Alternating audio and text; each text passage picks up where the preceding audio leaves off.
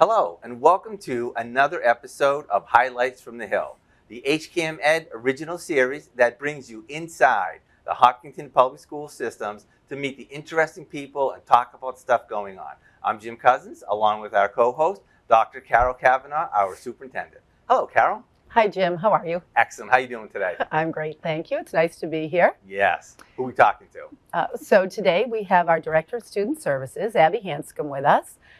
Abby has been with us for a couple of years, and I'll just let you start, Abby, by telling us a little bit about yourself. Sure.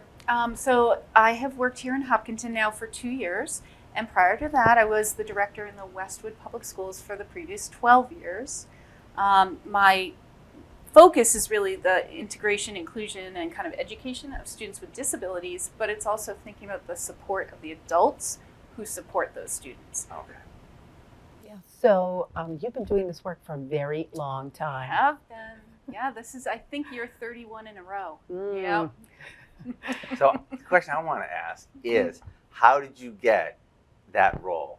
Like, what attracted you? Because I really like the fact that everybody likes to do something different, which is really great. Otherwise, I'd have to grow food for my family, and I don't want to do that. So where did your interest and passion come for this job? Sure. So I started as a special education teacher in the Framingham Public Schools, Hemingway Elementary, and was what is called a learning center teacher. So I worked across the whole building. The whole building was my caseload. I was the only special ed learning center teacher in the building, and really enjoyed that work. And then did that for a while, and then went to principal school at night through UMass Boston as a cohort model, and became what was basically a special education administrator in a middle school. So I moved to the Newton Public Schools for 13 years and worked my way up and ended there as the assistant director for the school district, which is about 11,000 kids in 22 schools. And so being the assistant director was a lot of fun, but as my family was growing and we moved out here, I live in Hopkinton, it was a good time to make a shift. So I became a director in another district. And then one day an ad came up and it said Hopkinton Public Schools looking for a director of student services. And so I applied. And here I am. That's fantastic. Now, your whole career has been like that. And you know, kind of what I find interesting, I do some work in the middle school, and people at the middle school are like, you have to be the right person to love this age group and to like really enjoy helping them as they're growing and doing that kind of stuff. I would think it would be a very similar type of thing, you know, what you do. Absolutely is. Absolutely. And so you have to kind of think about curriculum, teaching kids. You have to think about the accommodations and modifications that students with disabilities might require. And then you have to think about how to assess the whole thing and see if it's really being effective. So every day here in Hopkinton, we're doing that, you know, for many, many hundreds of students with disabilities, and then for the big group, the 4,000 plus as well. Yeah, I think it's important for people to know that while Abby's main focus really is on students with disabilities, you also address the needs of students that we would consider general education. Yes. So actually, student services, the director of student services is a specific title that's different and broader than a director of special education, which people might have also heard is a field. And so broadly speaking, a director of student services is kind of an umbrella term for all of the special ed stuff, plus what we think of as the helping professions, so nursing, psychology, adjustment counselors, school counselors, all the paraprofessionals. And a variety of people that people see sometimes in buildings, speech, OT, PT, board certified behavior analysts, teachers of the visually impaired, teachers of kids with hearing impairments. And so all of that kind of package is also involved in this role. That's a lot. It's a lot. It is a lot to oversee. Yeah, I think people get very fixated on the fact that you are the director of student services, mostly for kids with disabilities, but you do have a very big job. It is a big job, and I'm very lucky that there's a whole cadre of special education administrators, team chairs, administrative assistants who kind of are operating all of these pieces all day long, really seamlessly, so that students and parents' experience is that things are working, you know, how they expect it to. And then my job is to kind of keep the lights on for all those people, keep it all running, and then steer the ship in alignment with the broader goals of the district. Yeah. So sort of speaking of that, you've worked in other districts, Yep. and then you know, there are all just a little bit, I mean, we all do very good work with children, but they're all a little bit unique. Right. What did you find interesting when you came to Hopkinton? Oh my gosh. Well, the number one thing is that the structure of the schools here is different, right? So we're all pre-K 1 in one building. Then everybody moves over to the 2-3. And everybody moves over. And so I had not previously worked in a district like that. And that does have some implications for special education programming, structures, staffing. And so I had to really think about that. But I've come to be a fan. I have to say it's very nice to have everybody together. You don't have these kind of neighborhood struggles where your elementary school is different than mine. Yes. You don't experience that here, and I think that's a really lovely benefit for kids. That was a major conversation years ago when they were building some schools. Do we go to district schools or do we keep everybody together? That was a big conversation. Yes. Yeah. And there are pros and cons. One of the things for me is that when you want to make some kind of curricular change, say, for example, at the second grade level, you've got every second grade teacher, for example, in this district under one roof. And it really makes that a whole lot easier. Yeah.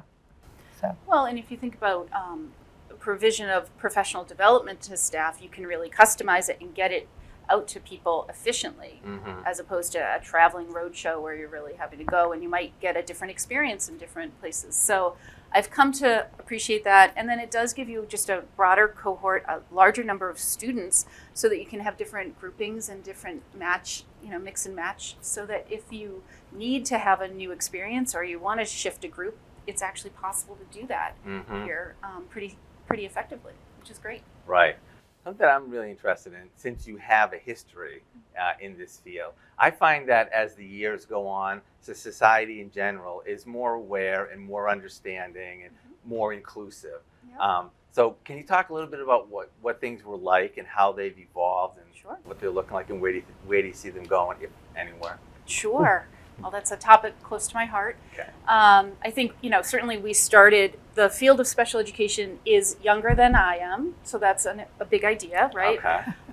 And it is an evolution from a civil rights lens that came out of the civil rights kind of 1950s of the United States into an access to education model for people with disabilities, mostly adults, and then it kind of trickled down to students.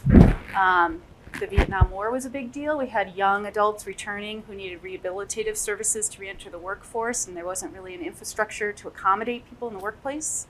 And so all of those laws then started to get built out and apply to children. And Massachusetts was a leader, so we came up with the original law, Chapter 766, and that then transmogrified into a larger law in Massachusetts, and then that was the template for the feds. Okay. Pretty cool. Yeah.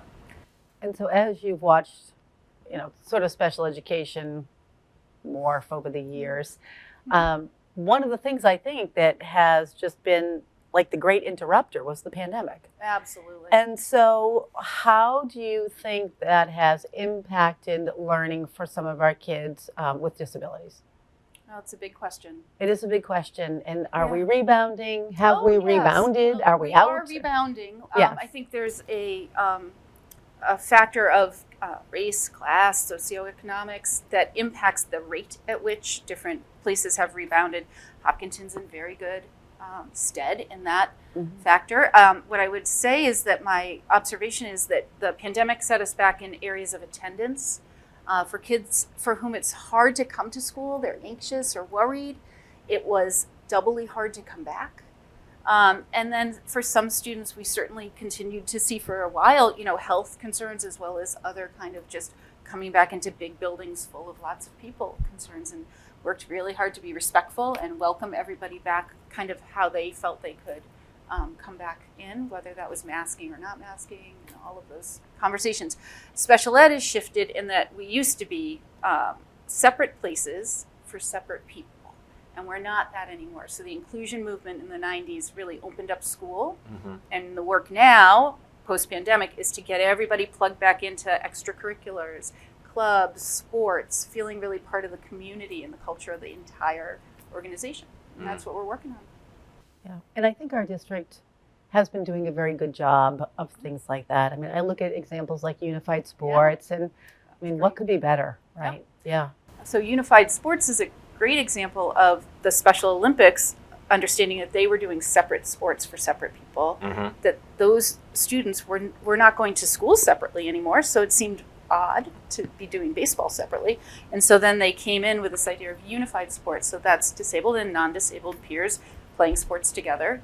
And it is a highlight of many schools' culture. It's really wonderful. When you have unified bocce.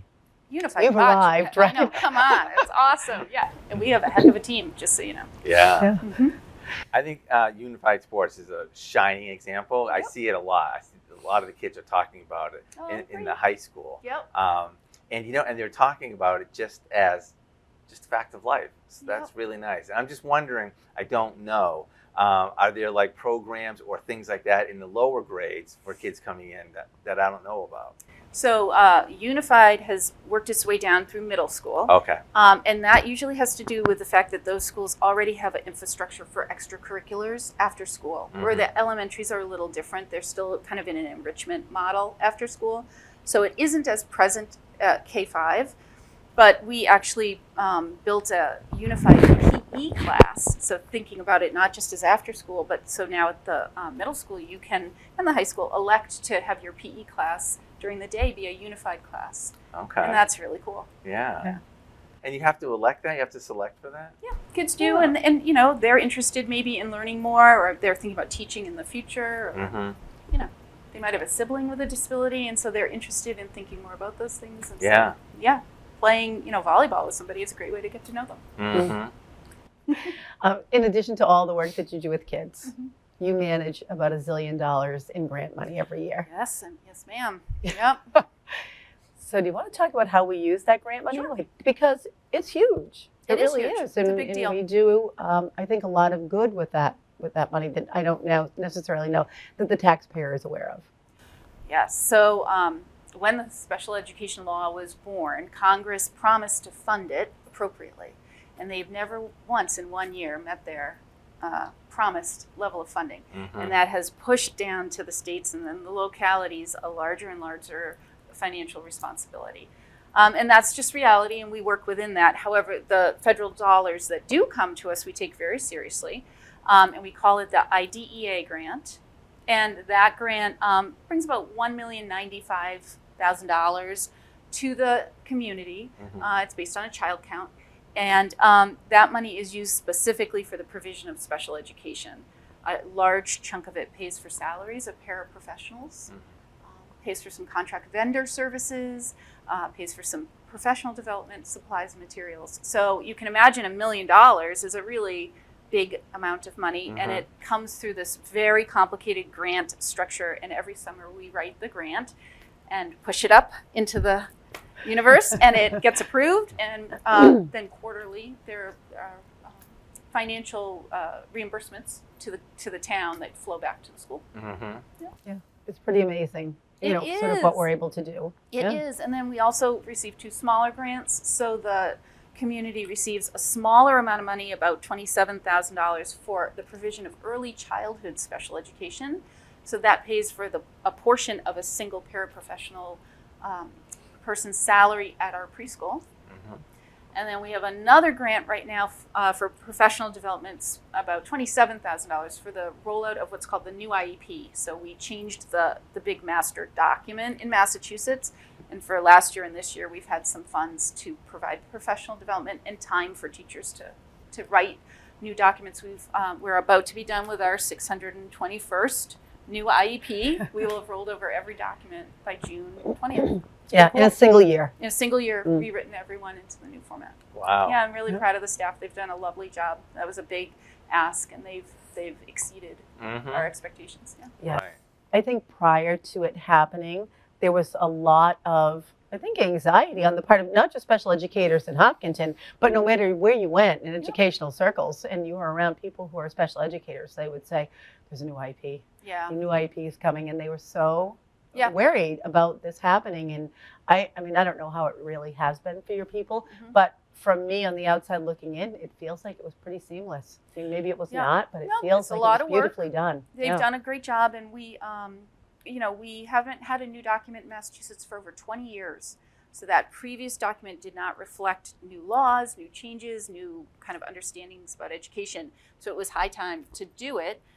It would have been nice to not do it on the heels of the pandemic. That would have been great, but we didn't get to decide that. But the staff did a lovely job, and because it was staged over 10 months, we were able to do some structured scheduling so that people didn't get too overwhelmed.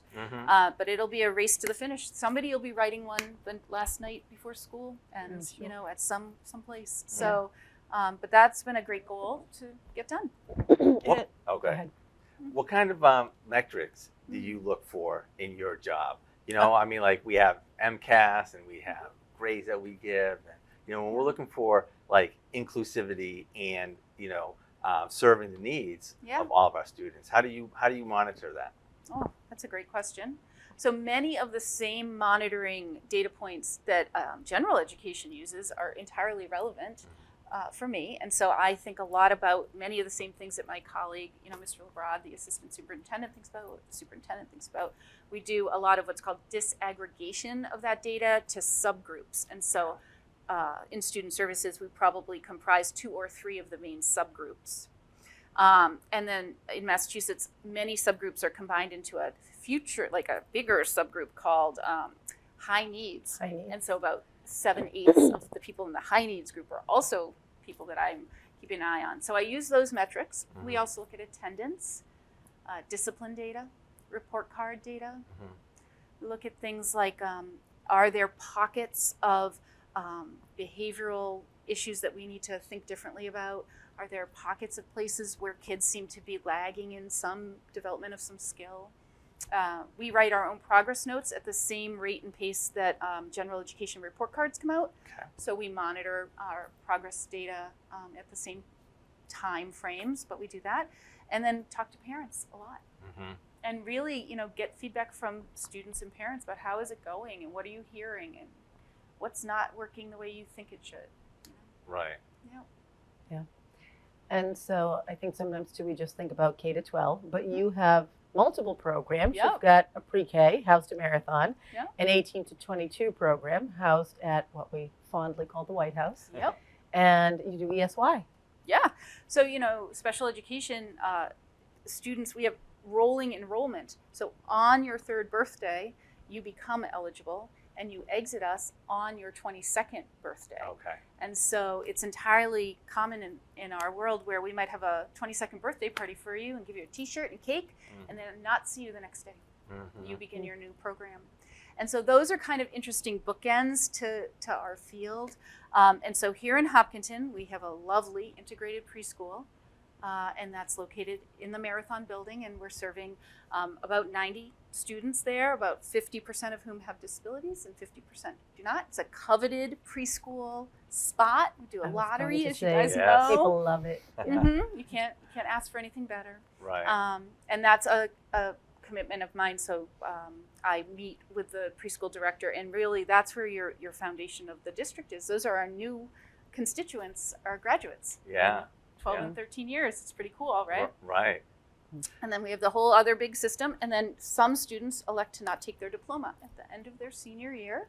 And with their parents and consulting with their family, they may stay 1, 2, or 3 full years after and exit up to their 22nd birthday.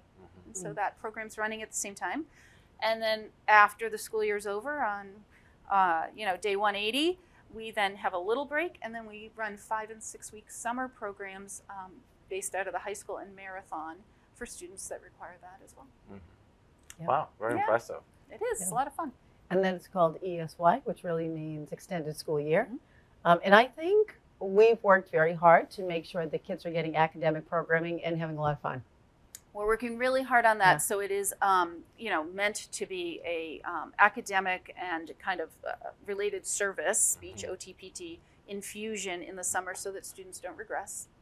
And for some of our students, it's so complicated to get their program up and running. You wouldn't take it down for 10 weeks. It would be just counterproductive to everybody. So to keep the program running, we have ESY for up to 6 weeks for students. And then our older students are out in the community keeping the job that they got during the school year, going to community college, interning in a new place, volunteering. and that work can happen much more frequently for them in the summer, which is great. Right. So we're doing all of that at the same time. ESY serves about 200 students, and the Marathon building is gorgeous for us, air conditioned, beautiful. Yep. And then we inhabit the first floor of the high school, which again is a very cool and quiet and like calm academic space for our older students. Right. It's great. I just want to comment on what you were just saying, because I think that not only is it impressive what our schools are doing with inclusivity and making sure that every student's need is met every day, but also like beyond that, up to age 22, through the summer, starting at age 3, it's like it's really meeting these people where they are and setting them up for success in their lives, whatever they choose to do. Yeah, thanks for saying that. Yeah, special education works. The ROI on it is pretty good. And the reality is, if you invest in kids when they're young and you build relationships and community, then people stay in their community, they get jobs, they build relationships, and they contribute in the way that they want and can to their community. It's great. Now, is your model a typical model for like a school district in Massachusetts? Well, aside from the K1, 2, 3 school thing, yes, the things that we were talking about today are what school districts across Massachusetts are expected to do and strive to do. I would say Hopkinton has a pretty good capacity to actually do it and do it consistently. That's the other thing. We recently had our big audit, and we can do these things consistently and accurately most of the time, and that's a big deal. Oh yeah, talk a little bit about the audit. I'm sure So the nightmares are just ending. No. I will say that when you go through the DESE audit, it's certainly a valuable experience because it tells you a whole lot about what your district is doing well.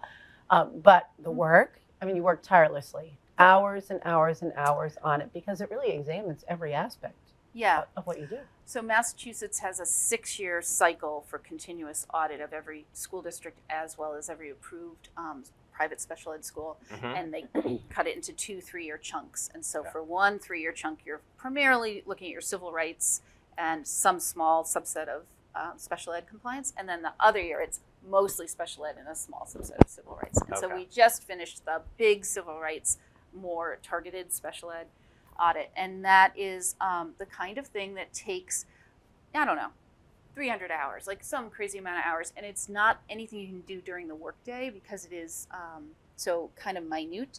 So that's the kind of thing that, in my world, I've just known every 3 years, I just book like 10 Saturdays and come walk around my office talking to myself and putting papers in things.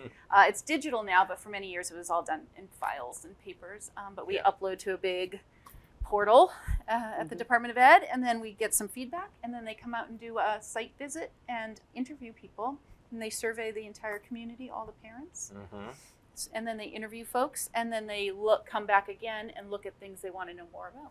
So it's pretty serious, and we had a very good outcome from that, and really it's a nice chance to update our policies and our procedures and pressure test some of the things we do to see if they're really holding up like we say they are. Yeah.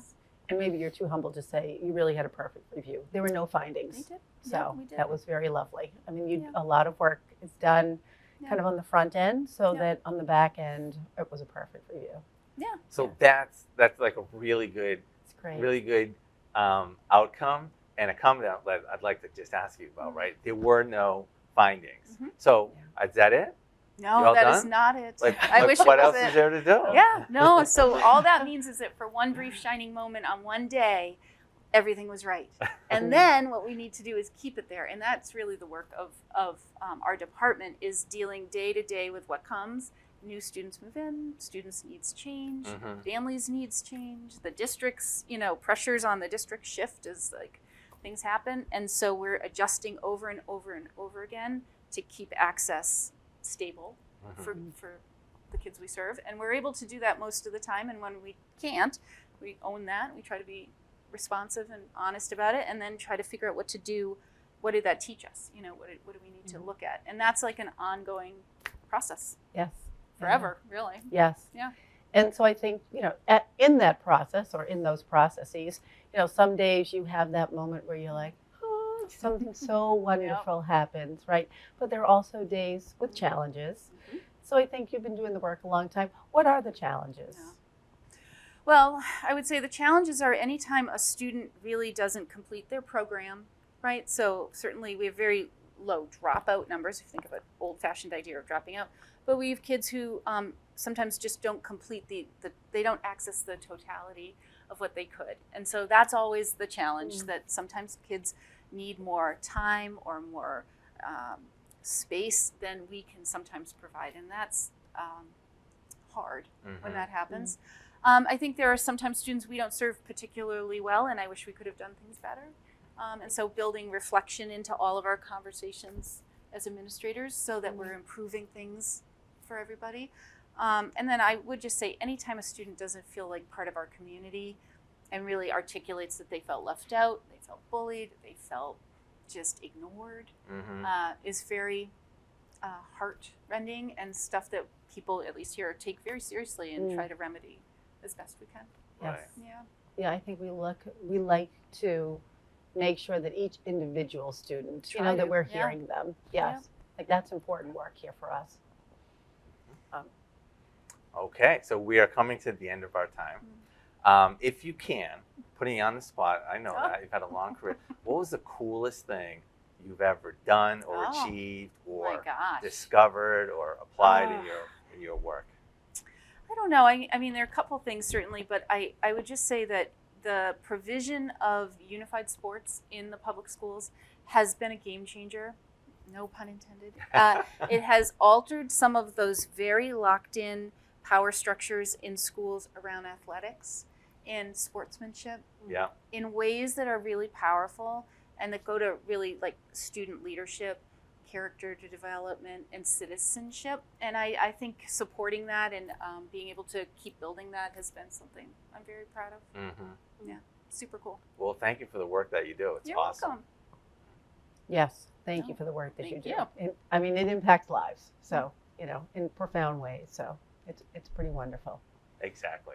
Yeah. All right, and thanks for another great episode. Well, thank you too, Jim. All right. And Abby, thanks for being here. Thank you for having me. And thank you for joining us, and we look forward to seeing you on our next episode of Highlights from the Hill. Take care.